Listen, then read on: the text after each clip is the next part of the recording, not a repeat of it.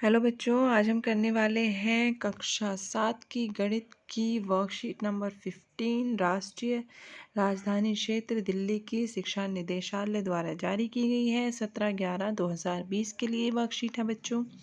आज हम इसमें पढ़ेंगे प्रायोगिक ज्यामिति यानी समांतर रेखाओं की रचना। समांतर रेखाओं की रचना कैसे की जाती है वो आज हम इसमें पढ़ने वाले हैं। अब देखिए बच्चों, यहाँ पर आपको एक आकृति दे रखी है जो कि इस तरीके से है, ये वाली। ठीक है, हम जो कुछ पहले पढ़ चुके हैं उसको याद करेंगे आज हम। पहले तो हमें दिया है पहला प्रश्न, यहाँ पर रेखा डैश और रेखा डैश एक दूसरे के समांतर हैं। कौन कौन सी रेखा यहाँ पर आपको समांतर दिखाई दे रखी हैं? देखिए, ये वाली जो रेखा है L, ये समांतर है M के, और ये वाली रेखा समांतर है N की। ठीक है, तो आप यहाँ पर कोई भी दो रेखा लिख सकते हैं, L और M भी लिख सकते हैं, L और N भी लिख सकते हैं। L और N यहाँ पर समांतर रेखा है। रेखा डैश और रेखा डैश एक दूसरे के लंबवत हैं। लंबवत यानी कि आपको देखना है कौन सा किस पे लंब है। यहाँ आप लिख सकते हैं, ये वाली जो रेखा है N और S लिख सकते हैं यहाँ पर, या फिर R भी लिख सकते हैं, वो आपकी मर्जी है। N और S एक दूसरे के लंबवत हैं। रेखा डैश और रेखा डैश प्रतिच्छेदी रेखाएं हैं। ठीक है, तो यहाँ पर कौन सी प्रतिच्छेदी रेखाएं होंगी? देखिए, ये वाली जो रेखा है P और Q। ठीक है, तो यहाँ पर आप लिख सकते हैं P और Q जो है वो प्रतिच्छेदी रेखाएं हैं। कोण डैश और कोण डैश एकांतर अंतःकोण युग्म है। अब देखिए बच्चों, इसमें जो ये वाली रेखाएं हैं, ये हमने पढ़ी थी अभी, समांतर रेखाएं, ये तिर्यक रेखाएं। तो एकांतर अंतःकोण होंगे आपके 1 और 2। तो आप यहाँ पर लिख सकते हैं 1 और 2 एकांतर अंतःकोण युग्म है। कोण डैश और कोण डैश संगत कोण युग्म बताने हैं अब हमें, तो संगत कोण होंगे बच्चों इस तरीके से। ये समांतर रेखाएं हैं ये वाली भी, तो ये वाला कोण जिस तरीके से है वो इसी तरीके से ये वाला कोण है। तो आपके 5 और 6 जो होंगे वो संगत कोण होंगे। तो आप यहाँ लिख सकते हैं 5 और 6। ठीक है, अब हमें बताना है शीर्षाभिमुख कोण कौन से होंगे। शीर्षाभिमुख कोण होते हैं हमारे जो एक दूसरे के पीछे होते हैं। ठीक है, तो हमें यहाँ दिखाई दे रहा है ये कोण 3 और ये कोण 4 एक दूसरे के अपोजिट डायरेक्शन में है, विपरीत दिशा में है। तो यहाँ शीर्षाभिमुख कोण में आप लिख सकते हैं कोण 3 और कोण 4 शीर्षाभिमुख कोण होंगे। ठीक है, 3 और 4 आप यहाँ पर फिल कर सकते हैं। अब अगला आगे देखते हैं।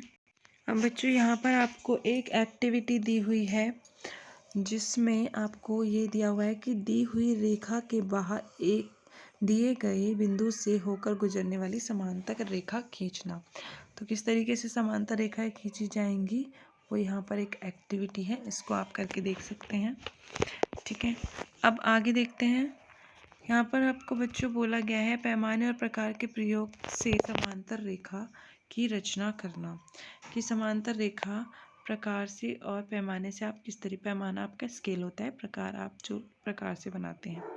ठीक है, यहाँ पर आपको सबसे पहले एक रेखा खींचनी है, L रेखा। ठीक है, अब यहाँ पर एक बिंदु लेना है आपको L पर B, ये आपको दिखाई दे रहा है। ठीक है, फिर आपको एक छोटी सी त्रिज्या लेकर और B को केंद्र मानकर प्रकार से पेंसिल से एक चाप लगाना है इस तरीके से। ठीक है, अब इसके बाद आपको एक और बिंदु लेना है इस चाप के ऊपर, जो कि यहाँ पर D बिंदु होगा।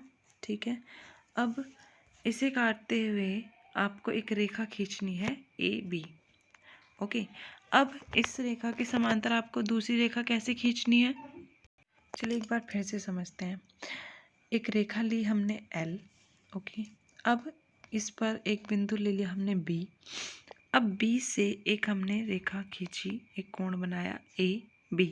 ठीक है, अब यहाँ पर हमने एक चाप लगाया है जो कि आपका एक छोटा सा चाप लगाया है जो AB को D पर और L को C पर काट रहा है।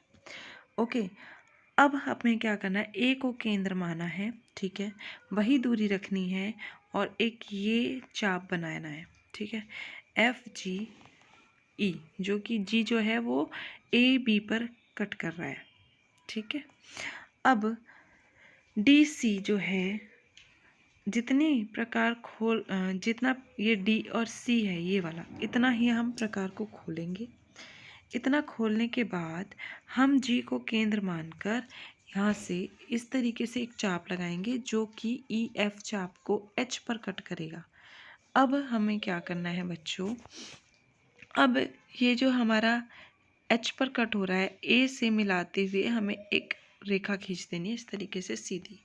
अब जो रेखा है ये हमने खींची है, इसका नाम दे दिया है एम, और ये समांतर है एल के। ओके, इस तरीके से ये समांतर रेखा खींच दी गई है। अब आगे देखते हैं। अब हमें यहाँ पर देखिए दिया है, क्या आप इसी प्रकार से इसी रचना में बराबर एकांतर अंतः कोण बनाने के स्थान पर संगत कोण बनाएं तो क्या यह रचना बना पाएंगे। देखिए, अब ये भी संभव है कि आप अगर संगत कोण बनाएंगे तो ये भी रचना हो जाएगी, ये आप करके देख सकते हैं। चलिए, यहाँ पर हमें दिए हुए हैं कुछ अभ्यास प्रश्न, पहले उन्हें कर लेते हैं। एक रेखा ए बी खींचिए और बाहर एक बिंदु सी लीजिए।